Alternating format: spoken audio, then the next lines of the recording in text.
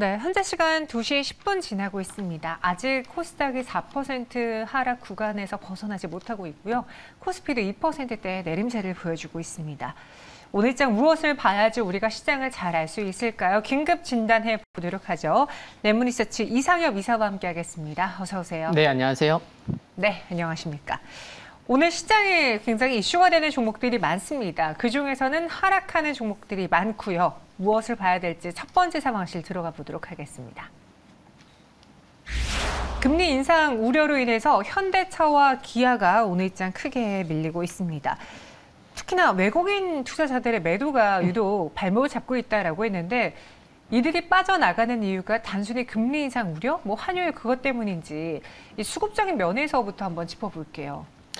네, 오늘 새벽에 마감한 미국 증시에서도 네. 보면 이제 자동차 관련주들이 상대적으로 좀 낙폭이 컸었던 것을 알 수가 있는데, 리비안의 대규모 리콜 소식이 또 있긴 했지만, 그 외국계 증권사 이제 UBS에서 이제 자동차 업종에 대해서 섹터에 대해서 투자 의견을 하향했던 것이 좀 주된 수급이 악화되었었던 주된 요인이지 않을까 생각이 드는데요.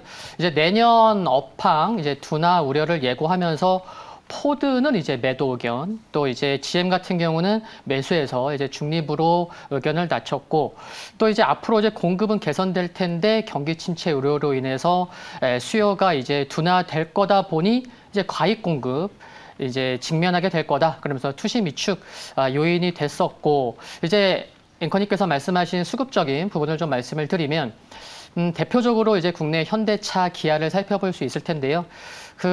지난 9월달 굉장히 힘들었고 9월을 포함한 지난 3분기에 외국인들의 순매수 상위 종목의 수급을 살펴보니까요. 현대차가 3위였었죠. 그래서 3분기에 외국인이 순매수한 3위였구나. 약 8,900억 원을 매수했고, 그럼 기아도 살펴보면은 10위 안에 외국인 순매수 6위를 기록했었습니다. 3,160억 원을 매수했었고, 그리고 지난 주까지만 해도 10월 들어서 수급 나쁘지 않았는데 오늘 조금 매도를 좀 하고 있음을 봤을 때는 수급에서 좀 개선되고자 하면은 지난 3분기에 매수를 많이 했었던 외국인이 다시 좀 힘을 내주거나 아니면은 최근에 좀 매도를 일삼고 있는 기관의 매수 전환, 좀 강력한 그런 반전이 좀 수급에서 좀 필요한 게 아닌가 그런 생각 충분히 해볼 수 있을 것 같습니다. 네. 지금 실적이 기대가 되는 종목들 찾아보려면 찾을 수 있습니다. 그중에 현대차, 기아의 경우에도 강달러 환율 효과 때문인지 3분기 실적이 잘 나올 것이다라는 분석이 나오는데 그럼에도 주가가 하락한다라는 건 혹시 시장에서 그 환율 효과를 인정하지 않는 건지 아니면은 그럼에도 불구하고 추후에 나빠질 것으로 예상을 하는 건지 실적은 당분간 도움이 되지 않을까요? 네, 참 자동차 관련 섹터는 이제 환율 효과가 이제 많이 기대가 된다고 해서 이제 3분기 실적 개선 섹터로도 좀 많이 좀 이슈가 됐었는데, 그리고 사실 보면 최근에 나오는 현대차, 기아 관련된 소식을 보면요. 잘해주고 있거든요. 분명히 잘해주고 있고, 먼저 실적부터 좀 살펴보면은 현대차와 기아가 합쳐서 지난 3분기의 글로벌 판매량이 약 164만 1000여 대를 기록하면서 작년 3분기 대비해서 12.57% 증가했고요. 또 현대차와 기아 두 기업의 3분기 영업이익을 합하면 현대차가 한 2조 9천억 원대, 그리고 기아가 2조 2천억 원대. 그래서 두 기업 합하면은 5조 원대를 넘어설 것으로 전망되는 것도 이제 긍정적이고, 또 이제 3분기도 그렇고 4분기에도 환율효과 기대해 볼 수 있죠. 근데 그런 건 이제 다 알고 있긴 하지만, 근데 중요한 거는 이제 앵커께서 말씀하셨듯이 그럼 앞으로 좀 우려되는 것들 그 말씀을 하셨는데, 역시나 시장에서는 IRA 관련된 불확실성이 좀 지속되고 있는 게 좀 투심에 좀 저해하는 그런 부담 요인이지 않을까 생각을 합니다. IRA 또 IRA야 이렇게 생각하실 수 있겠지만 이게 좀 빨리 해결되는 게 중요한 것 같습니다. 그래서 시장에서는 일단 중간 선거 이후에 좀 개정과 관련돼서 좀 긍정적인 결과물이 나오지 않을까 하는 기대감도 있는데 이게 그렇다고 뭐 마냥 쉬운 문제도 아닐 수 있고요. 그래서 좀 요 부분에 대해서는 이제 일각에서는 뭐 WTO 제소도 방법이 있고 또 IRA가 발효는 됐지만 미비된 규정에 한해서는 올해 내에 또 이제 뭐 후속 가이드라인을 또 이제 마련하기로 되어 있는 만큼 또 그때 가서 국내 기업들의 또 이제 입장을 담아볼 수도 있겠고요. 그래서 참 요 부분이 중간 선거 지나면서 빠른 시일 내에 뭔가 긍정적인 결과물이 나오면 참 좋겠다. 네, 그런 게 좀 필요한 게 아닌가 싶습니다. 네. 현대차랑 기아를 들고 계신 분들도 좀 배신감 느끼실 것 같아요. 사실 시장에서 그렇게 전기차 잘 팔린다고 여러 가지 지표들을 갖다 붙이면서 현대차, 기아에 대한 목소리를 크게 높였던 적이 많았었는데 지금은 또 주가가 하락하고 있고 소비 침체라는 이야기가 나오고 있으니까 이걸 어떻게 해야 되는 건지 현대차와 기아를 갖고 있는 보유자분들을 위한 투자 전략 세워드릴게요. 네, 지금은 참 시장도 또 대부분의 섹터에서 이 자동차 섹터도 뭔가 이제 반전의 계기가 필요하지 않나. 그래서 한 줄 평은 수요 둔화 우려 주가에 반영 중이고 반전이 필요하다라고 이제 생각을 해봤습니다. 단기적으로는 현대차 17만 원, 기아는 6만 8천 원 하방 경직성이 중요한 상황이다라는 말씀 드릴 수 있겠고요. 그리고 한 가지는 그래도 현대차랑 기아가 좀 빠졌어라고 생각할 수 있는 부분을 제가 시가총액으로 좀 말씀을 드리면 지금 현대차와 기아 두 기업의 시가총액을 합치면 약 63조 정도 됩니다. 근데 오늘 새벽에 좀 하락폭이 컸었던 뭐 GM 보면은 GM이 시가총액이 한 67조 5천억 원, 뭐 한화로요. 그리고 포드가 시가총액이 65조 5천억 원 됩니다. 그러니까 GM과 포드가 오늘 좀 하락했는데 현대차, 기아가 하락해서 두 기업을 합치니까 GM과 포드의 시가총액과 큰 차이가 나지 않을 정도로 이만큼 현대차와 기아가 좀 빠졌기 때문에 가격 메리트도 좀 단기적으로는 생길 수 있는 게 아닌가 그런 생각도 해볼 수 있을 것 같거든요. 그래서 지금은 뭐 여기서 팔 구간은 아닌 것 같고요. 보유 구간인 것 같고 팔더라도 도저히 못 버티고 뭔가 이렇게 리밸런싱이나 좀 뭔가 좀 반등을 나오면 좀 이렇게 뭐 다른 계기가 좀 이렇게 기회를 보고자 하시면은 지금보다는 좀 반등 나올 때 매도하는 게 좀 더 낫지 않을까 그런 전략 말씀드리고 싶습니다. 네, 자두님이요. 현대차, 기아 지금부터 모아가서 장기 보유하면 어떨까요? 라고 질문해 주셨는데 사실 저는 현대차, 기아에 대한 몸미템이 굉장히 강하다라고 생각했는데 다른 글로벌 업체들하고 시총을 비교하니까 네. 또 높은 수준인가? 싶기도 하거든요. 자두님의 이 질문에 대해서 이상형 이사님은 어떤 답변 주시겠어요? 어려우시지만. 네. 기아보다는 네. 차트를 켜보시면은 현대차가 뭐 주봉이나 월봉에서 이제 장기 이평선과 거의 뭐 만나는 그런 가격권이더라고요. 네. 또 타이밍도 그렇고. 그래서 모아가는 생각 해볼 수 있는데 급할 필요 없고 싸게 샀어도 시장이 흔들리면은 또 괜히 샀다고 생각할 수도 있거든요. 그래서 좀 가격, 그래서 제가 시가총액을 비교해 드렸던 거고, 그래서 좀 시장이 좀 안정을 찾은 다음에 함께 조금 더 보시는 게 낫지 않을까, 네, 그런 생각 뭐 말씀드리고 싶습니다. 모아가는 건 좋은데 지금은 전혀 급할 것 없는 시장이다. 차라리 저점을 놓치는 한이 있더라도 좀 보고 나중에 사는 게 어떻겠느냐라는 의견 주셨습니다. 갖고 계신 분들은 지금까지 오래 버티셨으니까 큰 문제가 없다면은 매도하지 말고 조금 올라왔을 때 그때 매도하자라는 의견 주셨어요. 이어서 두 번째 상황실 만나보시죠. 배터리 동맹 맺었습니다. LG 에너지 솔루션인데 오늘 그 시총 상위에서 LG 엔솔, LG 화학이 빨간불을 켜면 버텨주고 있거든요. 포스코랑 손을 잡았대요. 이 배터리 동맹에 대해서 설명해 주실까요? 네, 이제 결국에 잡을 수 있는 그런 개연성은 있지 않았나. 뭐 요렇게 물론 이제 결과물이 나오니까 그래 그럴 줄 알았어 이렇게 얘기할 수도 있는 부분이겠지만 참 잘 잡은 게 아닌가 그런 생각도 해볼 수 있는 것 같고요. 역시나 이제 경쟁력 강화 측면일 텐데. 지난 7일 2차 전지 소재 전략적 사업 협력을 위한 양해각서 체결을 했고요. IRA 대첨이 2차 전지 전방위적 경쟁력 강화를 위해서 맺었다고 말씀드릴 수 있을 것 같습니다. 올해 중에도 뭐 두 기업이 동맹에 관련된 소식도 좀 이렇게 접해볼 수 있을 것 같은데 협약 체결 이후에 두 기업은 연내에 양음극재 공급 판매 중장기 계약을 체결할 예정이고요.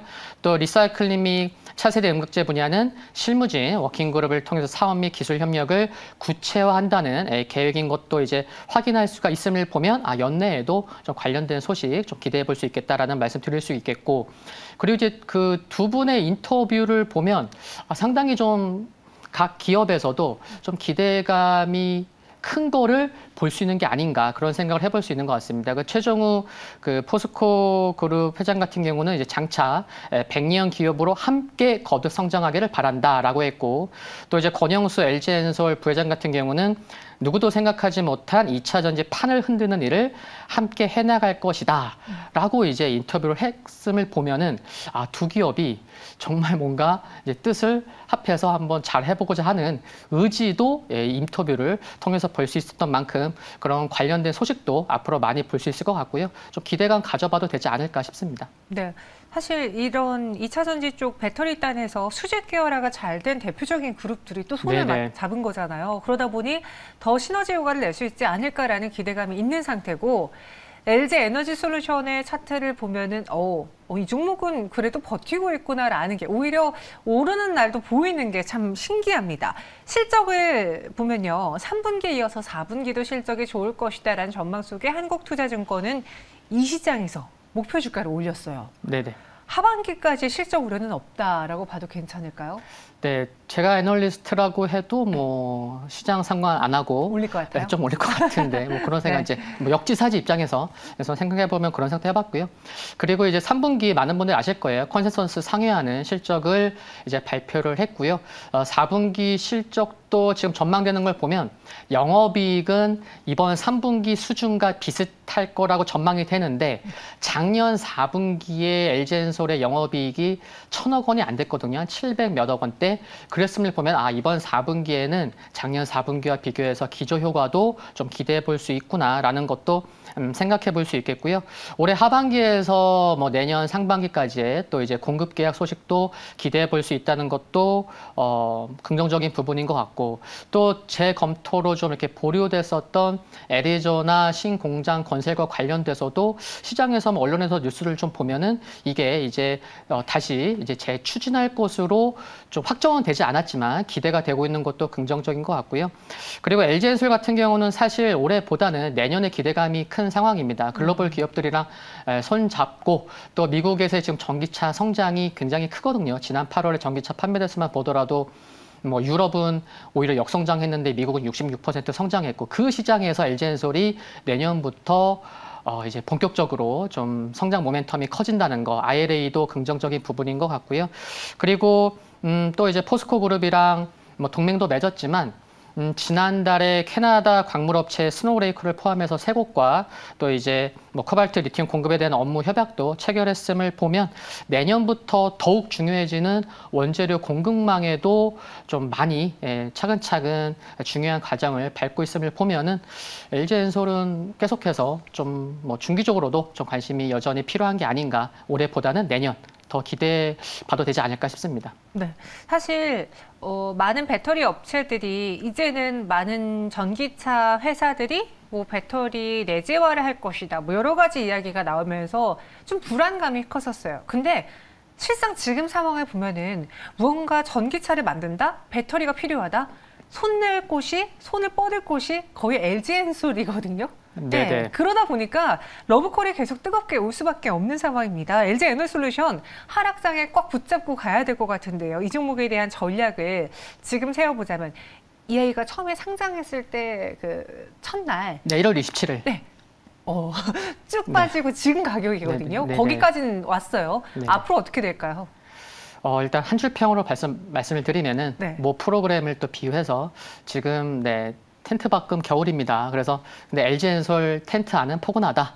이런 이제 한 줄 평을 생각해 봤고요. 지금 상장 날짜를 말씀하셨는데, 상장하고 나서부터 지금까지 연기금은 단 14일을 제외하고는 연일 매수를 하고 있을 정도로 그래서 연기금이 한 5조 2천억 원대 순매수를 기록하고 있고, 외국인이 지난 3분기에 순매수해서 1조 원 이상을 매수한 기업은 NG엔솔 한 개밖에 없거든요. 그래서 외국인 수급과 연기금의 수급이 참 중요한데 또 그 수급이 좋은 것도 살펴볼 수가 있을 것 같고요. 그래서 뭐 가격 전략은 뭐 보유하신 분들은 뭐 이렇게 좀 보유 관점 당연히 말씀을 드리겠고 조금 뭐 이렇게 가격 전략 말씀드리면은 뭐 조정 시에 뭐 한 48만 5천 원 전후에서 그리고 매도 가격은 뭐 1차 매도 가격으로 56만 원 제시해드리겠고요. 손절 가격은 44만 5천 원 제시하겠습니다. 네, LG엔솔의 텐트안은 포근하다라고 해주셨고요. 목표 주가 1차적으로는 56만 원, 손절가는 44만 5천 원 제시해드리겠습니다. 이어서 마지막 상황실 만나보시죠. 히토류 통제한다? 유니온 머티리얼즈가 또 오늘 떠올랐습니다. 앞서 저희가 이야기했던 LG엔솔이라던가 현대기아의 경우에는 시장 역할을 하는, 지수 역할을 하는 좀 굵직한 기업이라면 여기는 좀 테마일 수 있어요. 네네. 중국의 히토류 수출 통제 가능성이 또 거론되고 있는데요. 왜 이야기가 또 나오고 있는 겁니까? 네, 그럴만 하니까 이제 중국이 열받은 거겠죠. 네, 이제 미국의 이제 반도체 그 대중 수출 통제 강화가 주된 배경인 것 같고요. 그 미국 상무부가 지난주에 고성능 인공지능 합승용 반도체와 중국의 슈퍼컴퓨터에 사용되는 특정 반도체 칩을 중국에 이제 수출할 경우에 허가를 받도록 조치를 취했고, 디램 같은 경우에는 그 18나노 이하, 또 낸드 플래시는 128단 이상, 그리고 또 이제 14나노 이하 로직칩 생산하는 중국 기업에 이제 반도체 장비를 수출하는 것을 사실상 금지했기 때문에 이제 중국에서는 알고 있죠. 뭐 과거에도 그런 일이 있었는데, 너희들 이제 뭐 그 이제 군사 목적에 뭐 우리 이제 히토류 쓰고 있으니까 요거 이제 히토류 수출 통제하는 주장이 나오고 있는 거고, 뭐 이와 같은 미중 갈등 문제가 뭐 어제 오늘 얘기는 아닌데 딱 진짜 히토류에 관련돼서 꼽혀서 얘기가 나오다 보니까 관련돼서 좀 몇몇 종목군들이 오늘 움직이는 것 같습니다. 네, 그러니까 중국을 약간 때리게 하는 나라들이 많아지면서 이제 배제하고 우리끼리 할래, 중국으로 가면 너네 거 안 사. 그러니까 이런 하나의 트렌드라고 해야 되나요? 하나의 그런 모양새들이 나타나고 있잖아요. 근데 실상 중국의 의존도가 높은 원재료, 원자재들도 아직도 많습니다. 방금 이야기했던 뭐 히토류도 있겠지만 그 배터리 안에 들어가는 소재단도 그렇고요. 네네. 어떤 것들이 좀 있을까요? 네, 정말 많죠. 그쵸? 그래서 네, 근데 이제 좀 말씀드리면은 중국이 그 세계 히토류 시장의 약 70%를 생산하고 있다는 거고요. 그리고 NCA, 니켈, 코발트, 알루미늄, 전구체 관련된 부분은 중국산 비중이 99.99%라고 할 정도로 네, 중국이 없으면은 이쪽은 거의 안 되는 그 정도로. 그래서 뭐 이런 것들은 이제 2000년대 초반부터 이제 중국이 이제 뭐 아프리카나 중남미를 이제 집중 공략했기 때문에, 그런데 여전히 아직도 중국은 그쪽으로 끊임없이 지금 이제 투자를 하고 있는 거죠. 그래서 중국 최대 전기차 업체 같은 비아디 같은 경우에는 현재 아프리카 리튬 광산 6곳 인수를 추진 중에 있는 것도 알 수가 있고요. 그리고 중국 재련도 관련돼서 비중을 살펴보면요, 어느 정도 의존도를 갖고 있는지, 리튬이 58%, 코발트가 64%, 히토류 같은 재련도 의존도는 무려 또 85%를 차지하고 있습니다. 그래서 지금 뭐 각국이 중국에 의존돼서 탈피하려고 굉장히 노력 중이고, 정부 국내만 하더라도 이제 최근에 캐나다와 이제 포괄적 광물 협약을 맺었고요.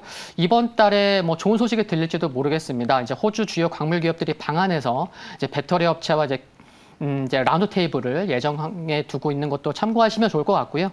그리고 또 지금 EU가 이제 유럽 주요 원자재법 제정 반침을 밝히면서 사실상 이제 중국 의존도를 이제 줄이겠다는 거죠. 그런 관련된 법을 이제 추진하고 있는데, 그래서 이제 K배터리 3사도 현지 기준에 맞는 이제 원재료를 확보해야 할 필요성이 커지고 있고, 그러다 보니까 3사 같은 경우에는 전 세계 리튬 매장량의 10%를 차지하고 있는 뭐 세르비아나 뭐 핀란드 등 유럽 국가에서 이제 배터리 원재료를 확보하는 방안을 검토 중에 있음을 보면은 참 이쪽은 네, 앞으로도 뭐 계속해서 뭐 투자하고 뭐 각국이 노력하는 것들을 좀 많은 뉴스를 볼 수 있지 않을까 싶습니다. 네, 뭐 히토류, 리튬, 코발트, 니켈, 알루미늄 굉장히 많은 원재료를 다 갖고 있는 중국입니다.